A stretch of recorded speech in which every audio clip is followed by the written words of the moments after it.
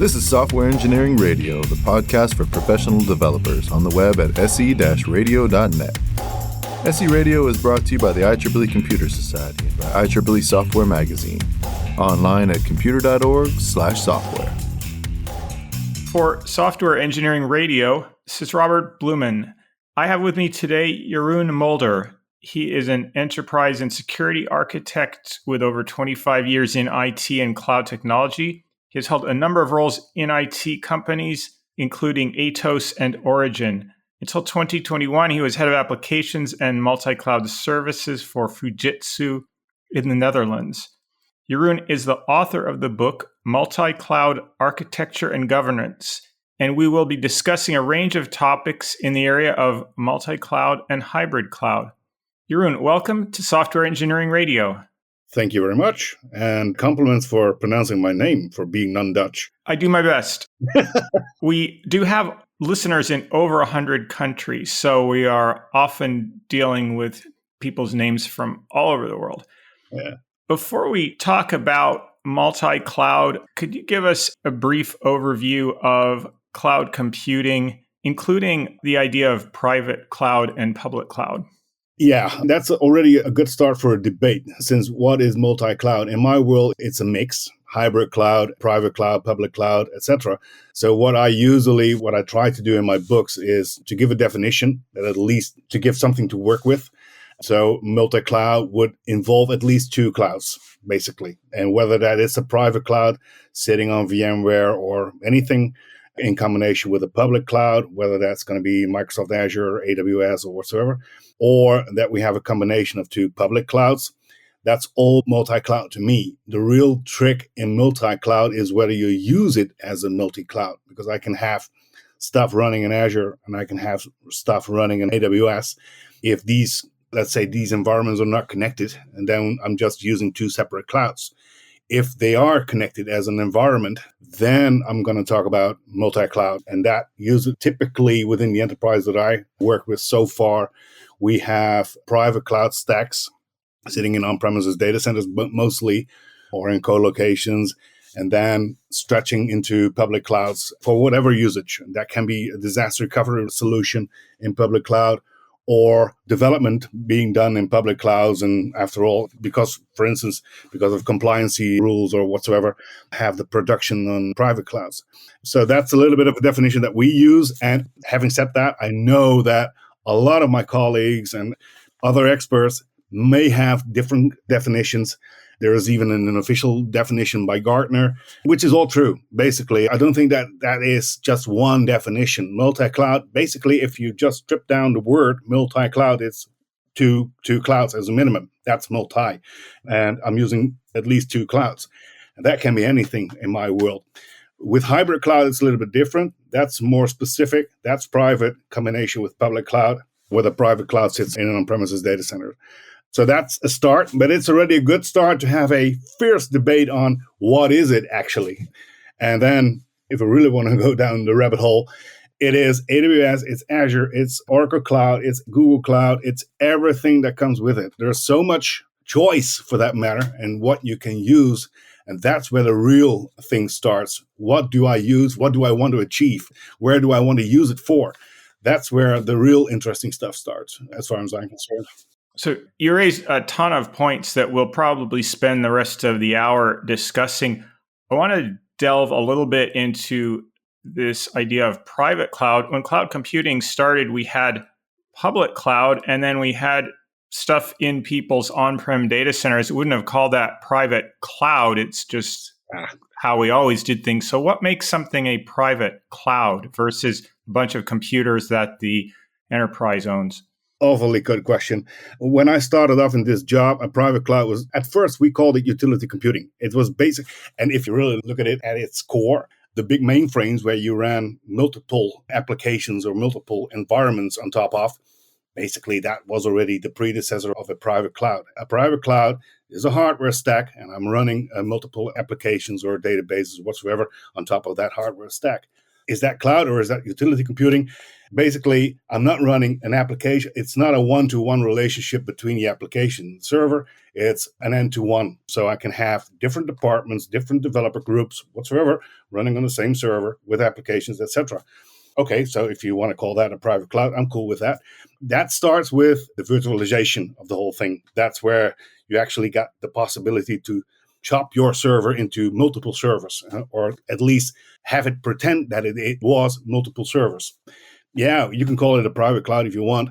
I'm not strict for that matter, in using the word private cloud for that. As I said, we started off using the word utility computing because more departments or more developer groups were using the same server. It's all good to me. It's not like, let's say, the theory underneath it is that you share components underneath the infrastructure. So the network components or the storage or whatsoever. That's what basically defines the cloud definition. And that's something that in public cloud has extended to, that really scaled out. And in private cloud, you could scale in private cloud, obviously, but not the way that you would do it in Azure or in AWS or any public cloud. So we can argue about what is or is not cloud, but I see a couple of characteristics of public cloud computing, which is self-service, API-driven, decentralized. Is that being adopted as a model for on-prem and privately owned computing so that everybody can deal with every compute resource more or less the same way? Yeah, I would say that that's a good definition. Still, the real definition is in the shared components. And if you allow people to work on, let's call it the same system and enter it with an API or whatsoever, yeah, you could define it as a cloud.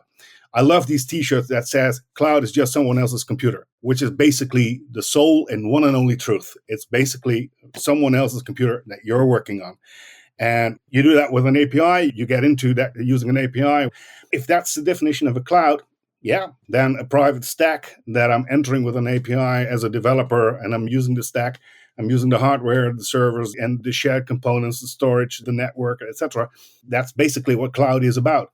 And that's not different, not really that much different from how the public clouds work.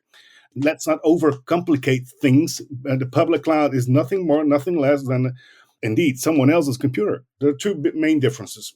First one is scalability. It is scalability. It's scalable to whatever, almost endlessly, which is also not completely true, by the way. And the second thing might be the fact that all these public clouds really offer you services that make your life a little bit more easier than it was, let's say, 20, 30 years ago.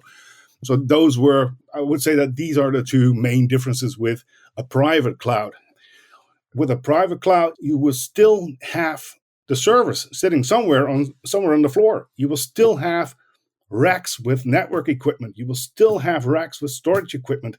Someone has to deal with that. And that's, again, not different from public clouds.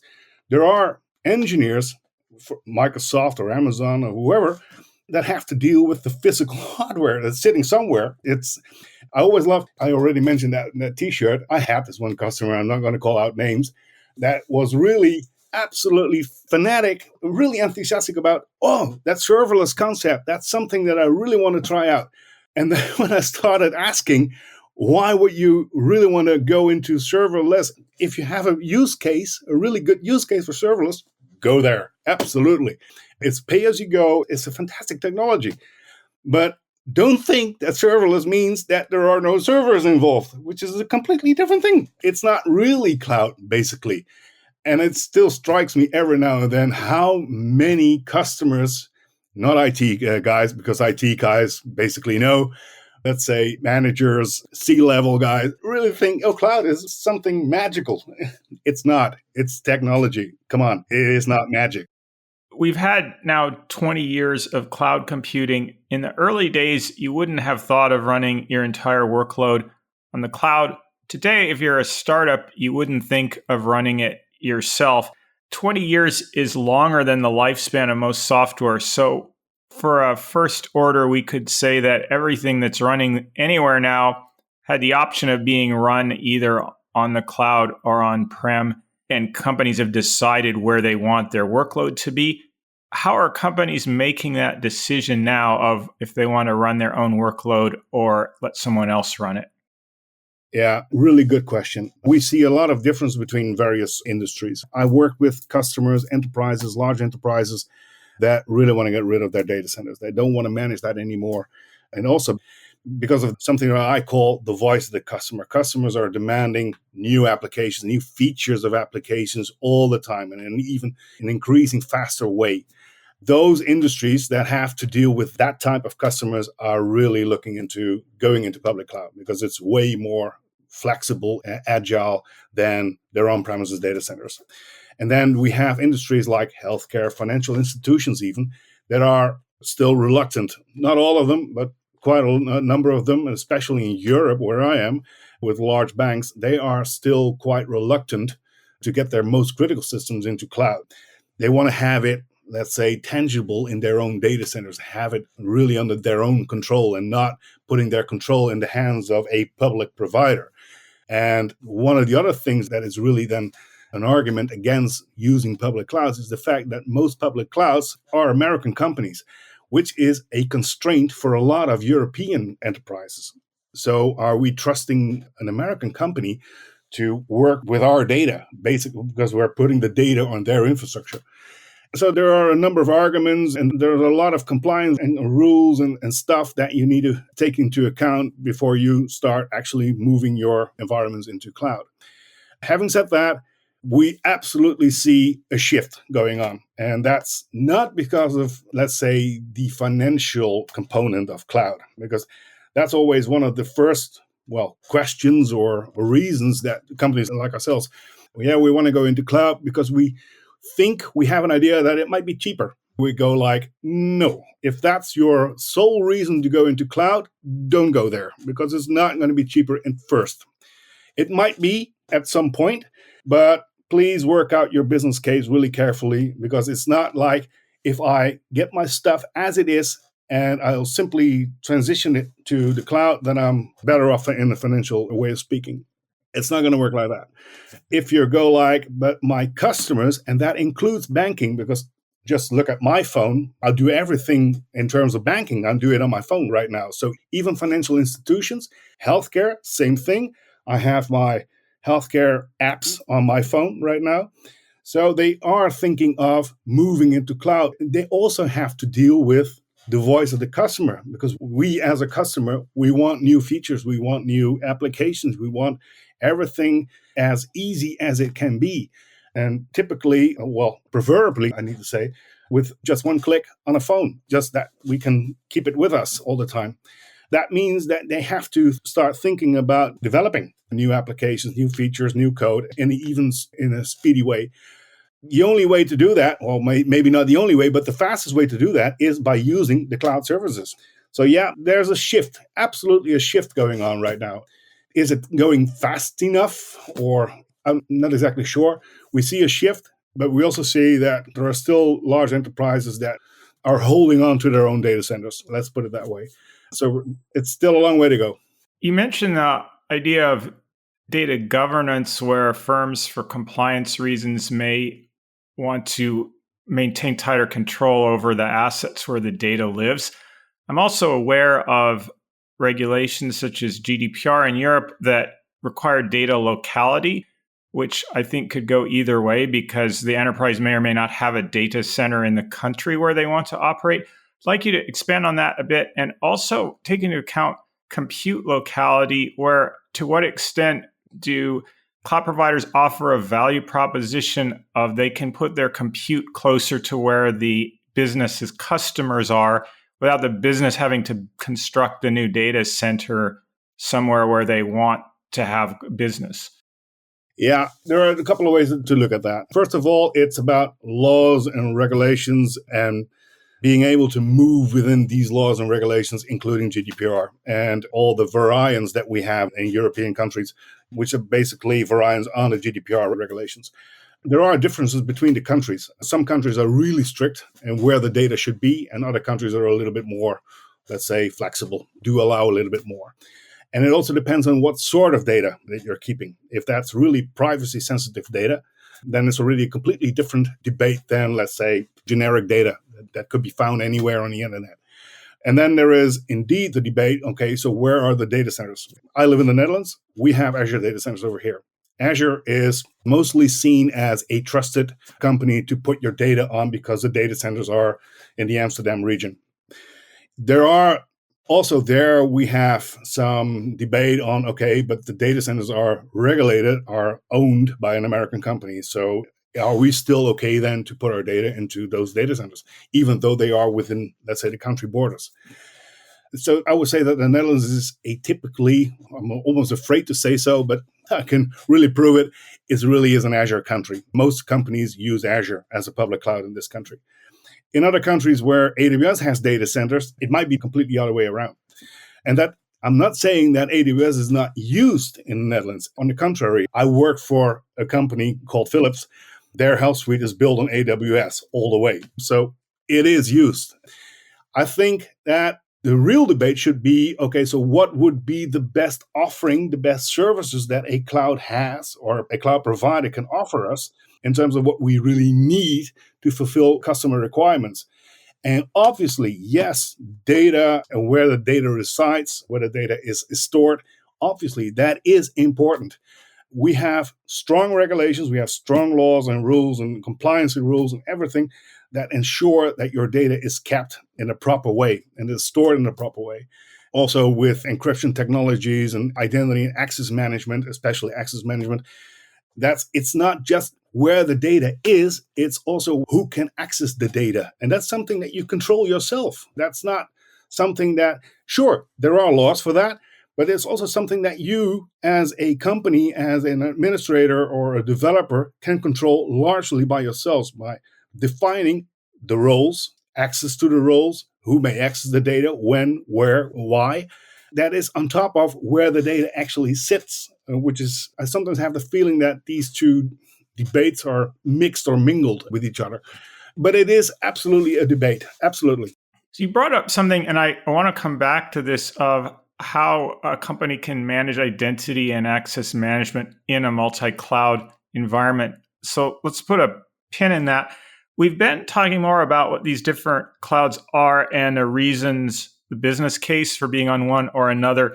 Now, to get more into the title of the conversation we're having, multi-cloud, do most companies then pick one single cloud vendor, or do most companies have a relationship with multiple cloud vendors for different reasons? Again, both happen. The enterprise that I work with typically have chosen one cloud provider that is sort of their primary cloud. That can be an on-premise, how we say, a private stack. So we still have a lot of enterprises that have huge VMware stacks in their own data centers. Got nothing against that, on the contrary. And if a company chooses to go into public cloud, then we typically see that they choose one of the bigger clouds. It's mostly with the multinationals, and especially with the multinationals that also have presence in, for instance, Asian countries, and especially in China, that they need to go to a second cloud, whether that's going to be Alibaba Cloud or Tencent in China or whatsoever, because of the latency, because of compliancy, obviously. There are a lot of reasons why they have to have a second cloud.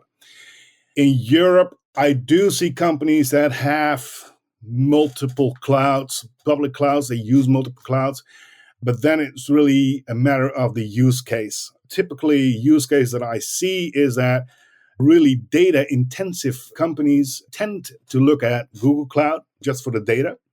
But if you look at, let's say, the more common services that they would also use in their own premises and their own on-premises data centers, they would look at more at Azure. And then we have the typical cloud native, and I hope I'm not offending anyone, the typically cloud native companies or that are really already moving up to more cloud native are using more and more AWS.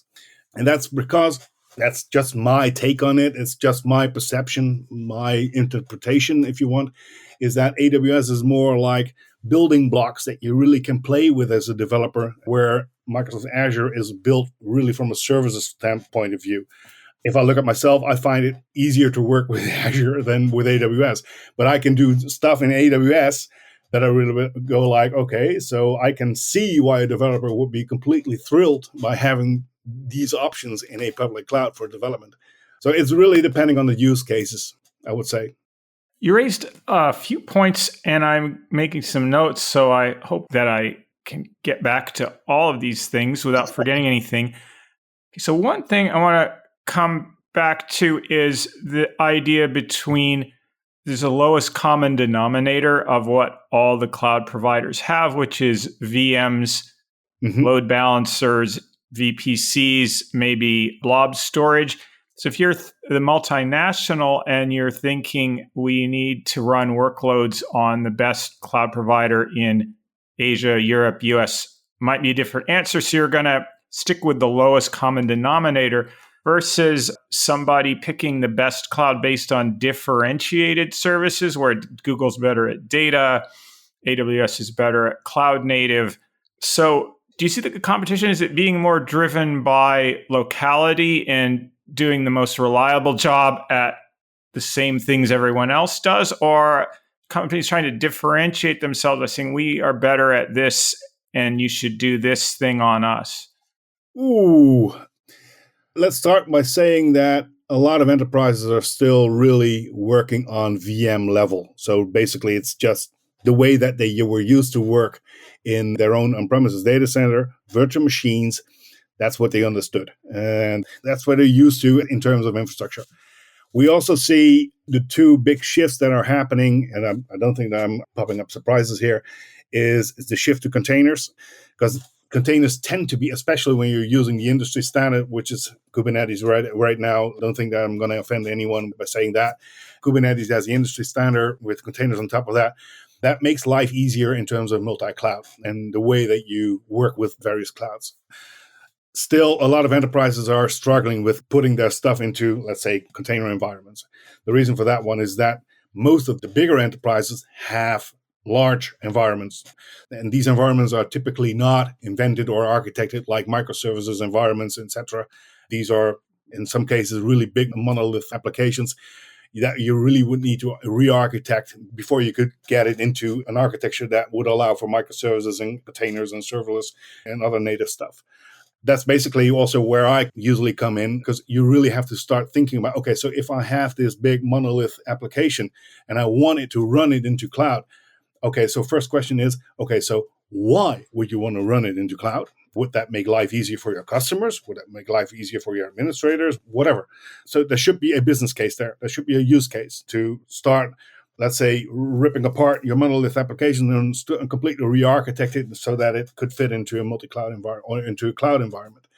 That's one way to look at it. And the other way is that, okay, so leave the applications as they are and just keep them where they are. Don't touch them. Don't do anything with them, and start thinking about, okay, so maybe this is a good moment to start thinking about building new applications, greenfield, in a cloud environment. That would still mean that you will need to map your current functionality that you have in your old application and how to map that into a new development that you're going to build out. That's something different than taking the old application and transition it into a new environment, which that's a different thing.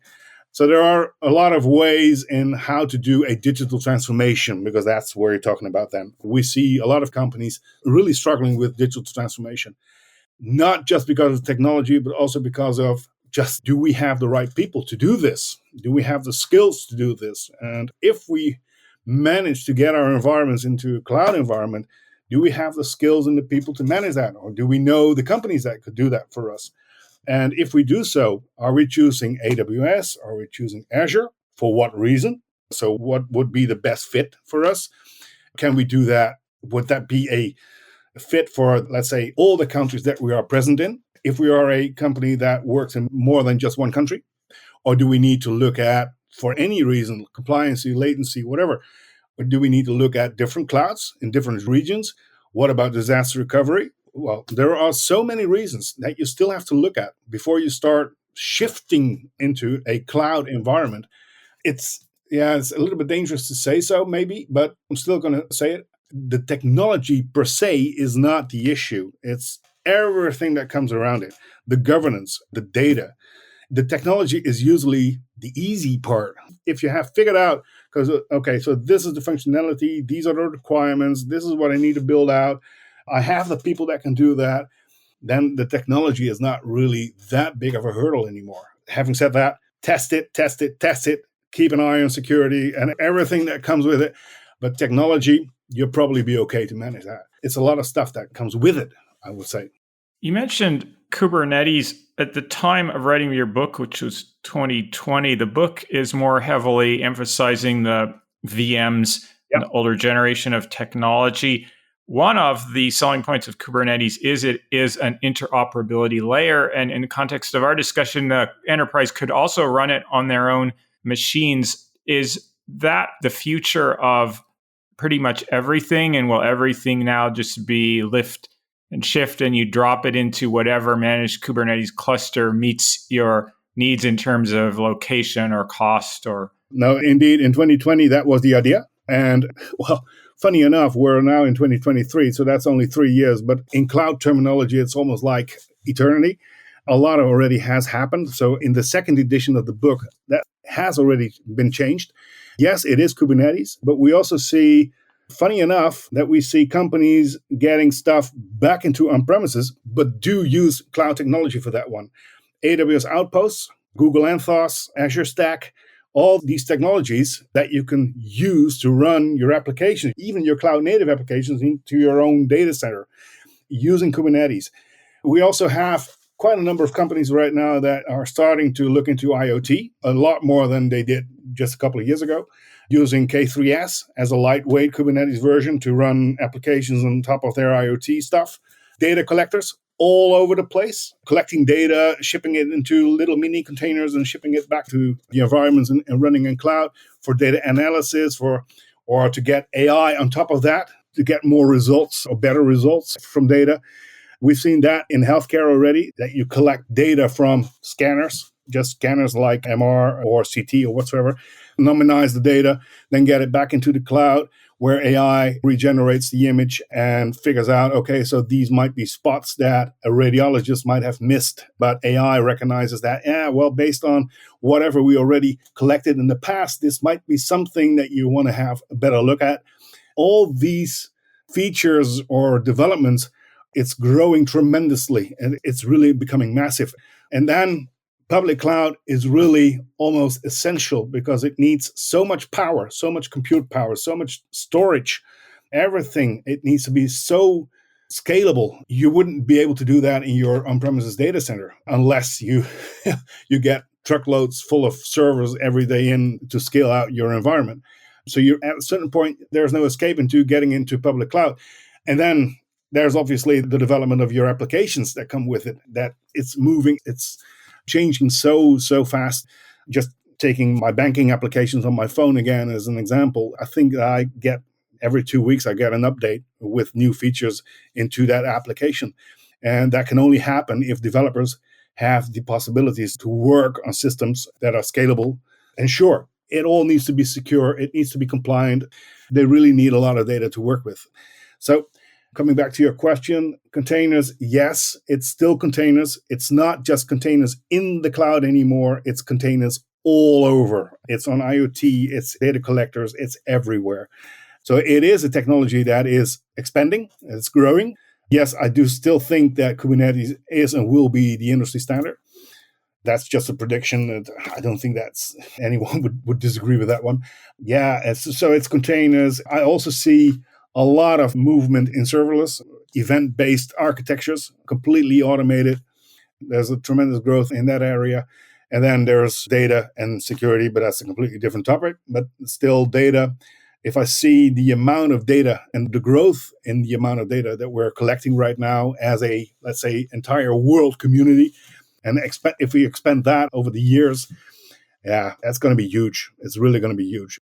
So you mentioned these on-prem hybrid models such as Anthos. I do want to also come back to that. But before going in that direction, I want to ask you about another use case. We've talked about companies want to run the same apps or services in different places, which may require using different vendors. Then you have the best of breed solution on a single vendor. Are there any use cases you're aware of, such as distributed cluster? I can think of product like Cassandra, where you can span a distributed database across multiple regions, where you would integrate two networks from different cloud providers in order to have geographic redundancy.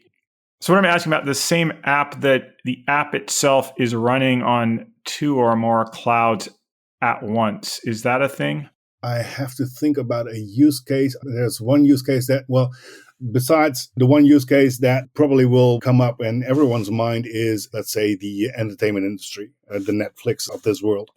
That's an obvious one. There's one other use case that I can think of, and that has to do more with the fact that we are living in a world where we all try to lower our carbon footprints, so that we are building houses that are really efficient energy with heat pumps. And I know one company, unfortunately, I cannot name the name, or I cannot say the name, but I know for one company that we work with that they have applications to collect data from the heat pumps, and that actually also push maintenance software back to the heat pumps that are inside houses of people. Without them knowing that this stuff is happening, it is maintained completely remotely controlled, maintained from a centralized application. But that's a Japanese company, obviously, and that it means that they have to have that application, or at least the software, distributed all over the world from different places. So yes, they use different clouds for that one. The application, the app itself is the same. Wherever you are, the app works exactly the same, has the same look and feel. There's no difference in whether you have the app in Europe or in the US or in Japan. It's completely the same thing, besides the language, obviously. But to distribute, let's say, the maintenance data to the heat pumps, to the equipment in the houses, you have to have that really close to where your customers are, where the actual equipment is. And yes, they are using different data centers for that one. It's GCP, it's AWS, it's Azure. It's just where it depends where the data centers are, as close as possible to the customers. The same applies for maintenance of EVs. It applies for a lot of stuff, televisions. It applies to really a lot of things. It also includes for healthcare. Happens to be a little bit of my sweet spot. You want to have AI results to help radiologists or doctors or whatsoever in healthcare, to help them with results, with diagnostics. You need exactly the same technology. You have that data. That data needs to be pretty close to where actually clinicians are. Yes, a lot of companies use different clouds for that one, just where the data can be as close as possible to where the hospitals are, or healthcare institutions. That includes, for instance, the use of even 5G connections, private 5G, that using technologies like wavelength in AWS to get services that you run in AWS as close to the connections, to cut the bandwidth, or to cut the latency to an absolute minimum. All these technologies will come down to basically the same sort of thing, to get the data as close to your customer as you possibly could get it. And then the one thing that really is tricky for that matter is the synchronization of the data, because all that data needs to be sort of the same set. I cannot have completely different data in China than maybe a bad example, but let's put it that way. The data in Europe and US should be basically the same data. So that's the biggest challenge in multi-cloud is synchronization, and keeping your environments as synced as much as possible.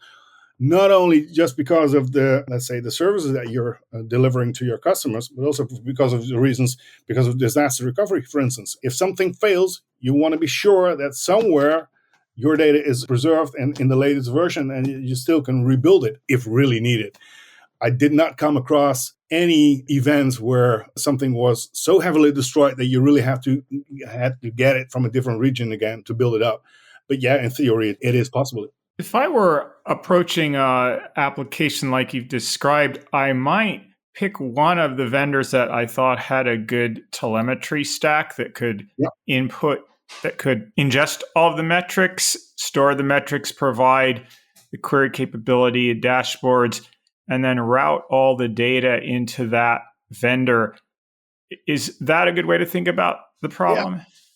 Yeah, absolutely. That is a good way. And most of the public cloud providers have these networks. They can do that already. At least the bigger ones, the major ones, they have these networks that they can provide the services around the globe. The only thing is that there might be cloud providers that are really specialized, that really have a different shader in their services. We have customers, I have customers that are located both in Japan and Europe and in US. Some of these customers have data stacks, and they use, for instance, Exadata, Oracle Exadata. Oracle has its own cloud, Oracle Cloud Infrastructure. We see, and that is also multi-cloud. They want to have, or that can be because of a number of reasons. They want to have the data as Oracle data sets, Exadata into Oracle Cloud. There can be a financial benefit to that one, licenses whatsoever, but they're also because they are used to having that sort of data in specific formats that they're used to work with, which is fine. What we typically do, because a lot of these companies also work with a major cloud provider like AWS or Azure. They have the Exadata in OCI, and they have services running in Azure. That can be workplace services, for instance. In AWS, where they have development environments, I actually have one customer that actually has all three of them. Has Azure, because of the workplace services. They have AWS for development, and they have OCI for the Exadata stack. What we try to do is then, that this may sound a little bit complex, but it all needs to be connected to each other. You really have to start thinking from a network perspective and not from the server or the application layer. No, you have to start thinking from the network perspective. Okay, so how do we connect all these things? In this case, if we look at the data centers, if we are lucky, the data centers are situated close to each other, or there might be even one data center where they both, maybe even three stacks are available. Or you have to start thinking about meet me rooms where you really can connect the whole thing. You have to start thinking about the direct connections that they might have with Express Route or Direct Connect or whatsoever, whatever you need. But it really starts with thinking about, okay, so what are the connections that we need? And not only just connections as such, but also the speed of the connections, how much data will flow through it, how fast does the application need to be for the end customer. And also there's a big difference in the sort of industry we are in. If you're in healthcare, applications should be fast as lightning, because a doctor doesn't have the time to wait minutes for results to come back. In the example that I just mentioned with utilities, it might even be okay if something takes a little bit longer than a couple of minutes or even an hour or whatsoever to get your maintenance software to equipment in your house. Nothing will happen if that's a little bit delayed. So all these different parameters you need to take into account when you start defining and architecting your environment, and especially your cloud environments. And network, I found this pretty unbelievable when I started off in cloud, which was really a long time ago. But in data centers, we used to start thinking from the networks. The network was number one. That was your foundation. And I was surprised to find out that companies, as soon as they start moving into cloud, they don't start thinking about networks. They start thinking about the applications and the servers and all that kind of stuff. It's the same thing in cloud. You have to start thinking about your networks and your security. I always stress the fact that whatever you do, keep security always on top of mind, because if you don't, it's not something that you can put on top of later on. It needs to be completely intrinsic. And for some reason, in data centers, we were used to that kind of thinking. We had these gates with badges, and no one was able to enter if they were not allowed to enter. And for some reason in cloud, we need to do something about access management. We need to do something about security. Start thinking like you would start thinking in your own data center. You didn't want anyone to enter your data center if that person didn't have anything to look for in that data, or didn't have any business in that data center. It's the same thing in cloud. And network-wise, it's exactly the same thing. Start thinking from your networks. That's where it starts. There are a lot of directions we could go with this in limited time, but I have had experience with AWS. Even networking between two AWS regions was not particularly well supported at one time. I haven't been on AWS in a bit, so that may have improved. We've been talking about this idea that you outsource your computing to somebody who has infinite compute power, so you don't have to worry about it. And then you find that you still are constrained on the network level, looking at a larger topology. What is the cutoff where you can use the public internet and just route over that to where you need to start building specialized networks and bringing in telcos or physical spaces where you start connecting your network gear in order to get amount of bandwidth you need? The answer to that question is actually quite simple. It starts with What sort of data are you transporting? Are you transmitting over those connections? If that's private, there are two answers basically. It's the criticality of your applications. It's the criticality of your data, and those are the two main differentiators for having to decide whether you're going to have to use private connections or that you're going to route it just over the plain internet. I would not recommend to do that anyway. By the way, in the book, I describe two ways: VPNs and private connections. The two main drivers are data and the criticality of your application. And with that last thing, what I do mean is that there are a lot of quality attributes that you can use to design and to architect your application. An application that is running production, that is running sensitive data, and that needs to be, for instance, 7 by 24. If your business is depending on whether the application is up or down, if your business is depending on whether the data is safeguarded, is protected, et cetera, or not, then please don't go over just over plain internet, and just don't do that. And to be quite honest with you, I hardly can think of companies that work with data and applications that I would not advise to at least give it a serious thought about how they protect their connections and how they would protect the networks. Yeah, even not in development. I do see it happen, though. Developers just working from home and just going out on the internet and just fiddling around a little bit with code. And that code eventually ends up in application code for their employer, for the companies where they work for. And I really would go like, oh man, I would rather have you do that in a protected environment where I'm sure that data is not leaked out somewhere. Or maybe it's not even that you are aware of the fact that you're working with data that might be sensitive or that might be useful to someone that you don't want to have that data into their hands. I see a lot of developers that are simply not aware of the fact that they are working with critical stuff. They are working with sensitive stuff. So basically, that's where awareness starts. By start thinking, is this something that would harm anyone if it drops somewhere in a public Git repository if someone started using that? A matter of mindset. That's not even technology. That's just plain mindset. But coming back to the question, companies, I would always really give it serious thoughts about how to secure your connections, what sort of connections you use, who is allowed on those connections, who has access, all those kind of things. And that's governance. Time we have left, we have time for a couple more questions. I wanted to delve a little bit into one of the things I put in our backlog, the identity and access management. Each of the cloud providers offers their own model for this. Company that is not all in on one cloud may have its own identity provider or run LDAP or Windows Directory internally. And if you're wanting to deal with multiple cloud services, where is the source of truth for your employees' identity and authorization? And how did that extend onto different cloud providers without replicating or having multiple conflicting ideas about this? Well, most enterprises that I work with still work with Active Directory. Most of the enterprises do, or they have Okta or something like that.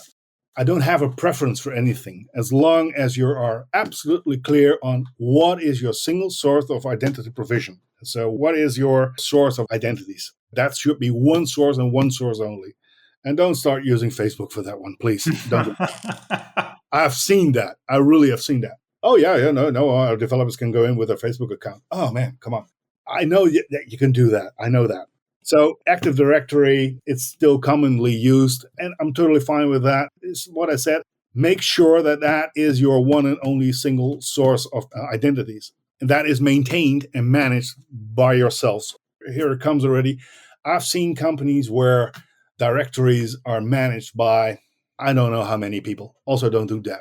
Yeah, sure, break glass accounts, everything. Yeah, something that you all have to have in place. But your source of identities should be protected like a vault, really a vault. And only a few people should be allowed to go into that vault to make changes, to elevate rights or whatsoever. That's the basic, really the core of governance in my world. Starting from that point, now you want employees to have access to do different things on AWS, on Google, but you want to control that centrally. How do you extend your internal identities and authorizations into granting employees the permissions to do the work they need to do on the different cloud services, and yet keep it under central control, so they don't now have these distinct identities on each cloud that are, unmanaged, or you have to manage them multiple times. It really should be coming from that one source of identities with assigned roles. And that role can have a definition. Okay, so you're allowed to work in Google using IAM from Google. You're allowed to work in AWS using AWS Identity and Access Management, whatsoever. But the role should always be the same, and that should have the same definition. And that is managed centrally. And if a user, and all these clouds have exactly the same sort of mechanism to elevate rights if needed. So don't go into what I call, again, I've seen companies where developers really have God mode almost in AWS or in Azure. They can do anything. So it already starts with separation of duties, and it starts with setting up your clouds in such a way that they only can access those parts that they really should be have access to. And that has to do with the way how you set up your VPCs and everything that is inside the VPCs, your resources. So it's also a matter of controlling the resource management itself on the resource itself. And then there is the identity. And what I describe in the book is that everything is an identity. If you perceive everything as an identity, including servers, including services, including users, etc., then start thinking about, okay, so if everything is an identity, every identity should have a role, and every role should have certain tasks or allowments or whatever. That's basically what an Outback model does. You should have that in place. And then you can connect to, from your single source of identities, you can connect to Google IAM, you can connect to Azure AD, you can connect to AWS IAM, or have a more agnostic platform in terms of Okta, for instance, that manage it for you, which is fine as well. I have quite a number of customers that work with Okta, for that matter, just as a centralized management platform, which is absolutely good. The last thing I want to cover is this space that you mentioned earlier that includes Outpost, Google Anthos, in which it blurs the distinction between what is really a cloud service and who owns the resources. Can you explain what this space is about, what problem it's trying to solve, and what some of the offerings are doing in that area? It solves two main problems. The first issue that it solves is that you have your data as close to your customers or to your developers as it can be, because you're running the stuff really in your own data center, but you still want to use the cloud services. You still want to be able to work from that one cloud console or with the one CLI that you're using, or SDK or whatsoever. That is what all these offerings provide you. So you're getting an extension of their public cloud in your own data center. So it gives you a feeling, that might not be the right word, but at least a lot of companies choose for that form because it gives them the ability to have it all under their own control. They have the machines sitting right next to them, sort of, and they still can work as they would work in the cloud, in the real cloud, in the public cloud. So that's number one. So having the data, your applications really sitting next to you in your own environment. That is one of the reasons, I think one of the main reasons to have these propositions, just to have applications and data in an on-premises setting, but still be able to use cloud services as you would use them in the public cloud.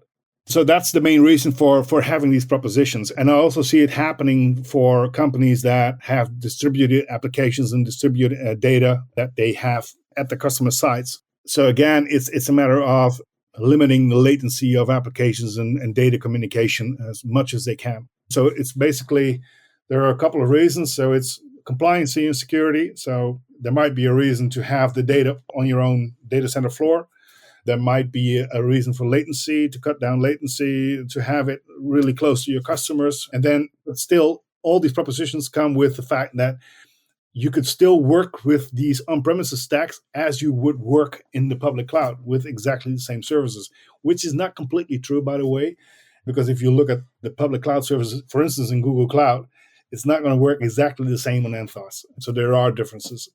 Azure Stack, a lot of services that you will have in Azure are available in Azure Stack. The same applies for AWS Outpost. A lot of services that you have in AWS are available on Outpost, but again, not in every region. And not every service is available.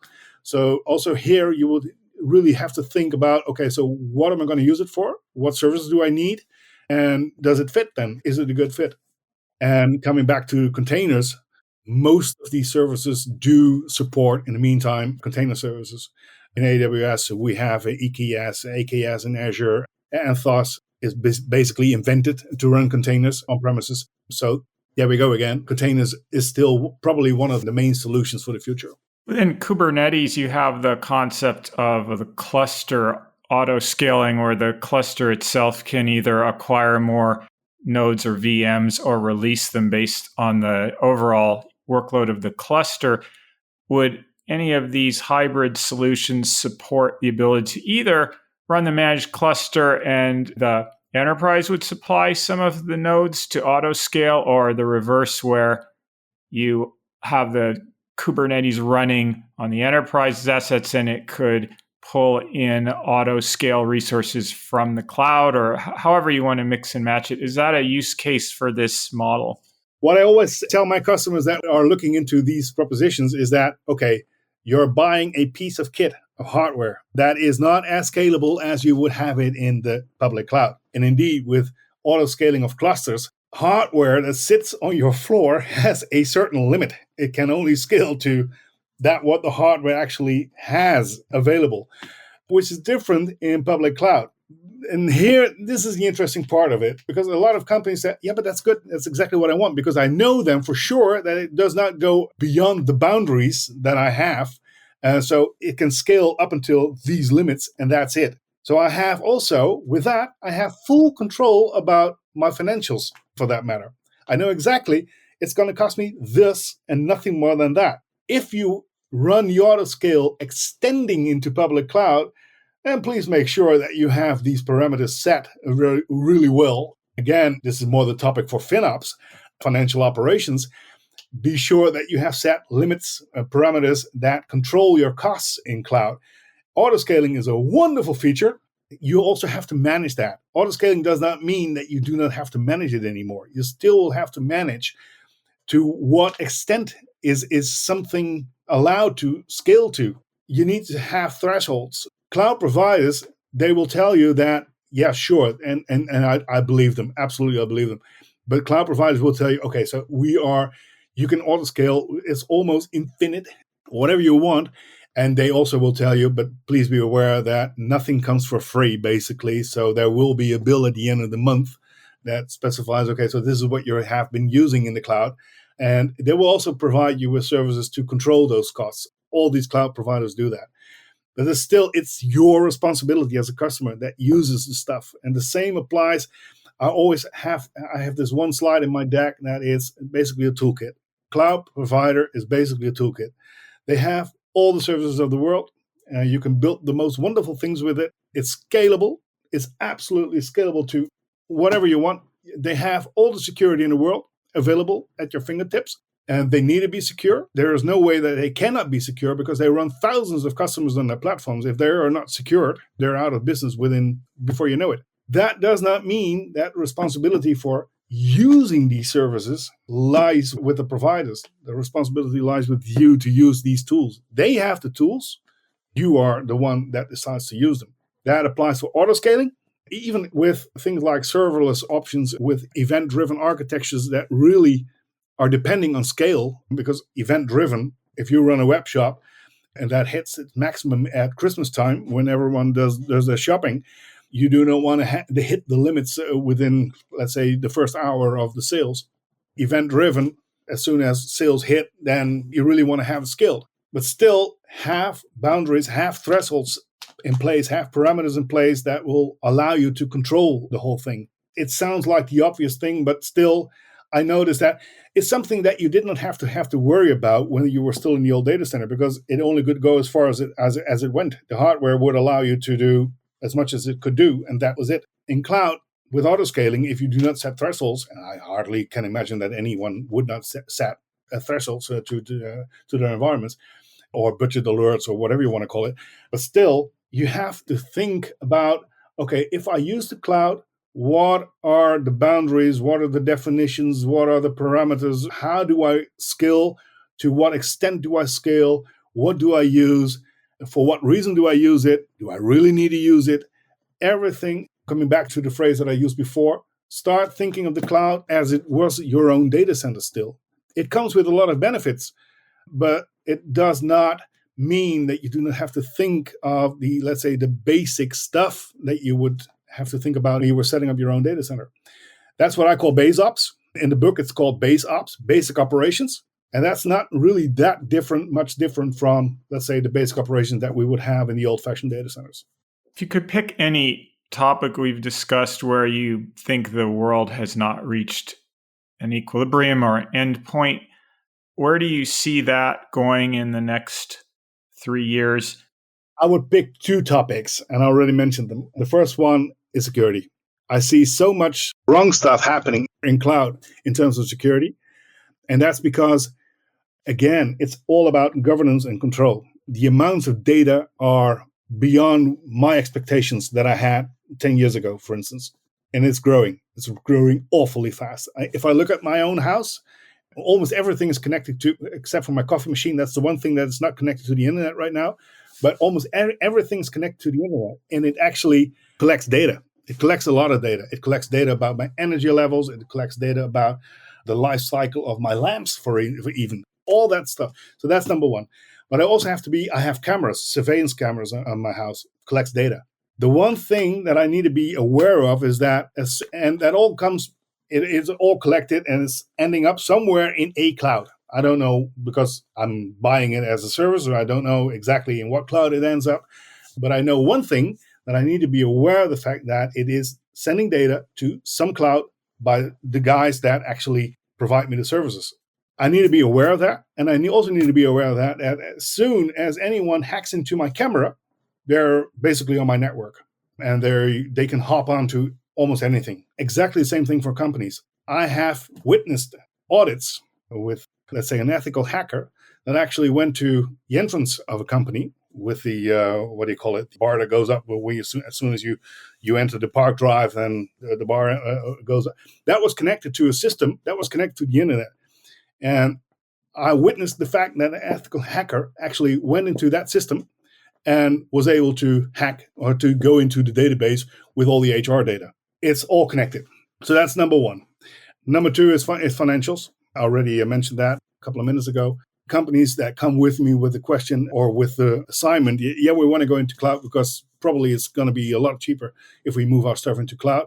If that's your sole reason to go into cloud, I'm not going to help you with that one because it will certainly end up in a big disappointment. If you want to go into cloud because your customers demand new applications, new features, you want to be able to develop faster, you want to use services that are available in the cloud that can help grow your business, I'm your man. I can help you with that one.